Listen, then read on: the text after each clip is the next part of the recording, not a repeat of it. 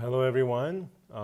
Welcome to our first class of 1st and 2nd Samuel. My name is Pastor Joseph Park, and I will be your lecturer for this class.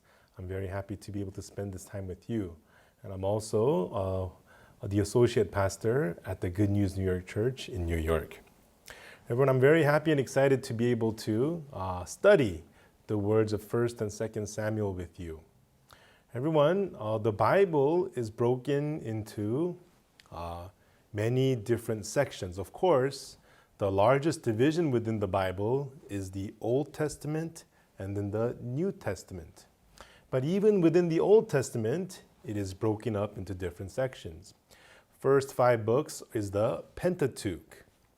And then you have books about the history of Israel, starting with Joshua, Judges, 1st and 2nd Samuel, 1st and 2nd Kings, 1st and 2nd Chronicles, on and on and on and on. And then you have the section which is called the songs or poems, such as the Psalms, Proverbs, Ecclesiastes, Songs of Solomon. And then we go into the major prophets, and then we go into the minor prophets, and that concludes the Old Testament. Everyone, we are studying 1st and 2nd Samuel, which is in the historical section of the Old Testament. It tells us the history of the kingdom of Israel. The first book that goes off on the history of the kingdom of Israel is the book of Joshua. And so after they complete their exit from Egypt, and after 40 years in the wilderness, starting from the book of Joshua, they make their entrance into the promised land, the land of Canaan. And so in the book of Joshua, you will see a lot of battles and a lot of division of land being distributed to the different tribes of Israel. And then it goes into the book of Judges. Now, in the book of Judges, Israel has already occupied their land. However, there is no king that rules over them. And it is different judges ruling over them. And so what happens is in the book of Judges, the people, they begin to live their lives, and then they astray from God, and they begin to serve Gentile gods. And then God punishes them by sending them other countries to attack them or invade them. And then they humble their hearts and go out to God. And then God sends them a judge, establishes them a judge who will lead them to victory and defeats the Gentiles. And then once they have peace, they become complacent again. And again, they fall into sin. They fall into idolatry. And they again depart from God. So if you look in the book of Judges, this cycle repeats itself again and again and again and again. And then it brings us to the book of 1st Samuel.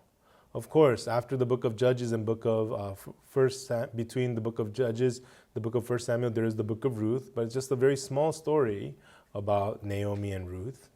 But then it brings us to 1st Samuel. So 1st Samuel is the first book which begins to address Israel as one nation with one king. And that first king will be King Saul. Anyhow, the kingdom of Israel, the kingdom, right? A kingdom must have a king, right? The kingdom of Israel, we see it begins to form in 1st Samuel. And so when we read the book of 1st Samuel, it tells us the history of all about that. And of course, we will study that, and we will learn about the historical times and the atmosphere and the environment of those times and what the people will go through. But also, everyone, we will learn about what it is that God wants to show unto us through the book of 1st Samuel. What is the message that God wants to relay unto us through the book of 1st Samuel? And that is what we will learn throughout this 1st and 2nd Samuel, throughout this class. So everyone, we will be spending 13 weeks together. And so we will have many, many lectures and many, many classes together. But because we are in the this course is for 1st and 2nd Samuel, we will first start off in order by talking about 1st Samuel. Everyone, in 1st Samuel, we see many different characters. But in 1st Samuel, there are 3 primary characters. First, of course, is the prophet Samuel. And second, we have King Saul. And third, we have David, who is the 2nd king of Israel. And so these three are the focal characters in 1st Samuel. And so there are many things that God wants to show us through 1st Samuel, but through studying these 3 characters in detail, we will learn about what it is that God wants to portray unto us and what heart God wants to give unto us. So with that in mind, today I want to read to you from 1 Samuel chapter 1. 1 Samuel chapter 1, verse 9. I will read to you. It says, So Hannah rose up after they had eaten in Shiloh and after they had drunk. Now Eli the priest sat upon a seat by a post of the temple of the Lord. And she was in bitterness of soul and prayed unto the Lord and wept sore. And she vowed a vow and said, O Lord of hosts, if thou wilt indeed look on the affliction of thine handmaid, and remember me, and not forget thine handmaid, but wilt give unto thine handmaid a man-child, then I will give him unto the Lord all the days of his life, and there shall no razor come upon his head. And it came to pass, as she continued praying before the Lord, that Eli marked her mouth. Now Hannah, she spake in her heart, only her lips moved, but her voice was not heard. Therefore Eli thought she had been drunken. And Eli said unto her, How long wilt thou be drunken? Put away thy wine from me. And Hannah answered and said, No, my Lord, I am a woman of a sorrowful spirit. I have drunk neither wine nor strong drink, but have poured out my soul before the Lord. Count not thine handmaid for a daughter of Belial. For out of the abundance of my complaint and grief have I spoken hitherto. Then Eli answered and said, Go in peace, and the God of Israel grant thee thy petition that thou hast asked of him. And she said, Let thine handmaid find grace in thy sight. So the woman went her way and did eat, and her countenance was no more sad. And they rose up in the morning early and worshipped before the Lord, and returned and came to their house to Ramah. And Elkanah knew Hannah his wife, and the Lord remembered her. Wherefore it came to pass that the time was come about after Hannah had conceived, that she bare a son and called his name Samuel, saying, Because I have asked him of the Lord. Everyone, I just read to you the passage about the birth of Samuel. Everyone, this is around 1100 BC. So biblical scholars dispute the exact year. Some people say 1100 BC flat. Some people say 1102. Some people say 1105. But it's around that time, 1100 BC. As I mentioned earlier, 1 Samuel is when the kingdom of Israel first starts. Kingdom. A kingdom is a country with a king. Now, on the surface, it talks about the kingdom of Israel, but as we dig deeper and deeper into the words of 1 Samuel, what we can see is this is not actually about the kingdom of Israel, but the kingdom of our hearts. Who is the king in your heart?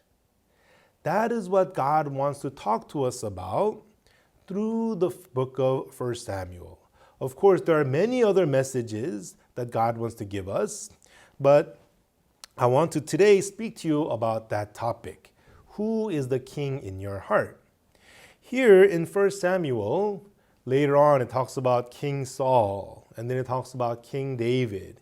And so it talks about different kings. However, in what I read today, it goes into the story of Hannah. And Hannah is Samuel's mother. And she was the wife of a man named Elkanah. And Elkanah was a man who lived in the province of Ephraim. So as you know, there were 12 tribes of Israel, and Ephraim was one of the tribes that received land. And so Elkanah was a man from Ephraim. And he had 2 wives.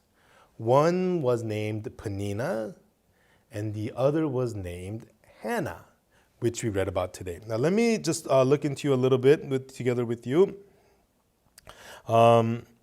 Let's look at 1 Samuel chapter 1, verse 2. It says, "And he had 2 wives. The name of the one was Hannah, and the name of the other Peninnah.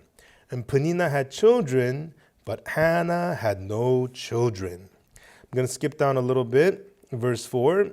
"And when the time that Elkanah offered, he gave Peninnah his wife and to all her sons and her daughters portions. But unto Hannah he gave a worthy portion, for he loved Hannah. But the Lord had shut up her womb. And her adversary also provoked her sore, for to make her fret, because the Lord had shut up her womb."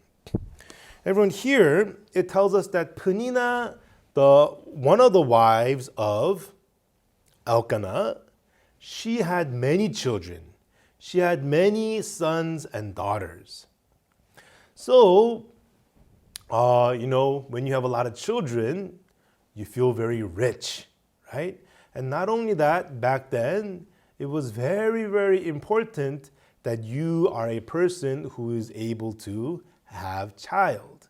In Israel, one of the main curses was not being able to conceive, not being able to get pregnant. There are 3 main curses. One of them is leprosy.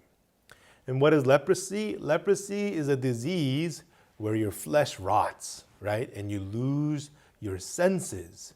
And so God called leprosy a very, very cursed disease. Why? Because